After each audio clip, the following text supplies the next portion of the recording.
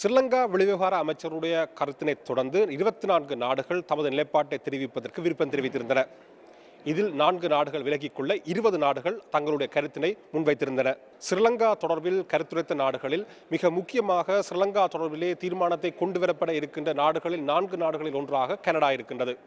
அந்த வகையிலே இன்றைய சபை விவாதத்தின் பொழுது கனடாவை பிரதிநிதிப்படுத்தி கனடாவினுடைய நாடாளுமன்ற உறுப்பினராக இருக்கின்ற இலங்கையை பூர்வீகமாக கொண்டிருக்கின்ற கரி ஆனந்த் சிங் அவர்கள் தன்னுடைய கருத்தினை அதில் முன்வைத்திருந்தார். Canada welcomes the High Commissioner's report on Sri Lanka and acknowledges the importance of Sri Lanka's co-sponsorship of Resolution 40-1. Sri Lanka 40-1 பிரேரணைக்கு இணை அனுசரணை வழங்கியுள்ளது தொடர்பில் கனடா மகிழ்ச்சி அடைகின்றது. காணாமல் போனோர் அலுவலகம், பொதுமக்கள் சிலரின் காணிகள் விடுவிப்பு, பயங்கரவாத தடைச்சட்டத்தின் கீழ் தடுத்து வைக்கப்பட்டிருந்த சில கைதிகள் விடுவிக்கப்பட்டுள்ளமை மற்றும் நட்டஈடு வழங்குவதற்கான அலுவலகம் ஒன்றை ஸ்தாபிப்பதற்கு நடவடிக்கை எடுத்துள்ளமை தொடர்பில் கவனத்தில் எடுத்துக்கொண்டுள்ளோம். யுத்தம் முடிவுக்கு கொண்டு வந்து 10 வருடங்கள் பூர்த்தியடைகின்ற நிலையில் இந்த நடவடிக்கைகள் போதுமானவையாக நாம் கருதவில்லை.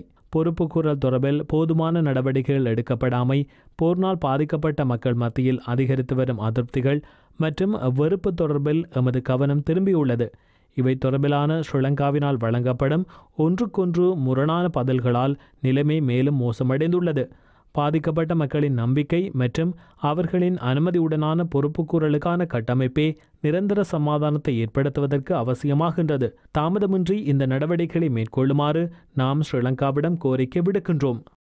சர்வதேச சட்டங்கள் மீறப்படுவதை எந்தவித வரையறைகளுமின்றி பாரதூரமான குற்றமாக அடையாளப்படுத்தும் வகையில் சட்டங்களை இயற்றுவதனூடாக தண்டனை முக்தியை முடிவுக்கு கொண்டுவர வேண்டுமென்ற கனேடிய அரசாங்கத்தின் கருத்தையும் ஆனந்த் சங்கரி முன்வைத்தார்.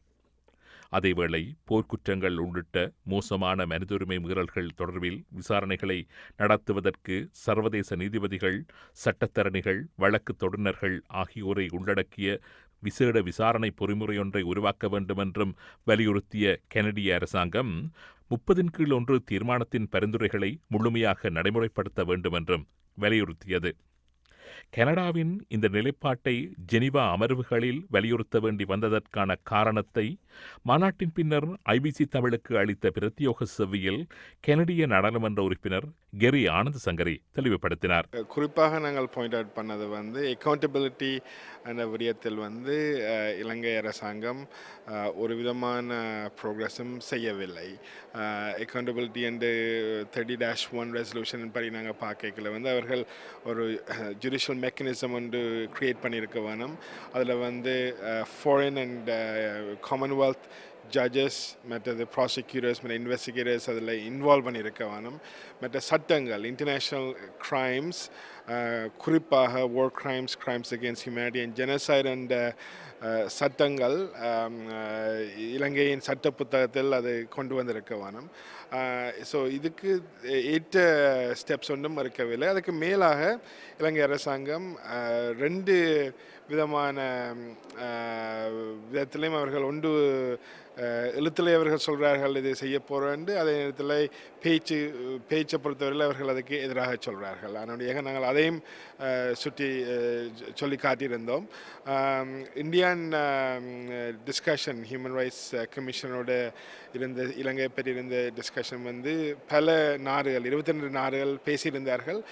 அதில் கிட்டத்தட்ட சேம் மெசேஜ் தான் அதில் பல வெஸ்டர்ன் நாடுகள் கொடுத்த மெசேஜ் ஓரளவுக்கு கன்சிஸ்டண்டாக இருக்குது. அது குறிப்பாக ஒரு நேரத்துக்குள்ளே ஒரு டைம் பவுண்ட் ஸ்ட்ராட்டஜி இலங்கை அரசாங்கம் ப்ரொடியூஸ் பண்ண வேணும். அந்த பேசிஸில் இந்த 2 years எக்ஸ்டென்ஷன் ரெசல்யூஷன் 30-1 கொடுக்கறதுக்கு இன்டர்நேஷனல் கம்யூனிட்டி தயாராக இருக்குதுண்டு. நாடுகளது கருத்துரைகளை தொடர்ந்து அரசு சார்பற்ற நிறுவனங்களுக்கான வாய்ப்பு வழங்கப்பட்டிருந்தது. தமிழர் தாயகத்திலிருந்து வருகை தந்திருந்த கஜேந்திரகுமார் பொன்னம்பலம் அவர்கள் தனது கருத்துரையை முன்வைத்திருந்தார். அதுபோல் ஐசிஜி என்று அழைக்கப்படுகின்ற சர்வதேச சட்டவாளர்கள் அவையம் ஸ்ரீலங்காவை அனைத்துலக குற்றவியல் நீதிமன்றத்தில் பாரப்படுத்துவதனூடாகத்தான் ஸ்ரீலங்காவை பொறுப்புக்கூற வைக்க முடியும் என்ற நிலைப்பாட்டை மீளவும் சபையில் அது வலியுறுத்தியிருந்தது. ஐபிசி தமிழ் செய்திகளுக்காக ஜெனீவாவிலிருந்து சுதன்ராஜ்.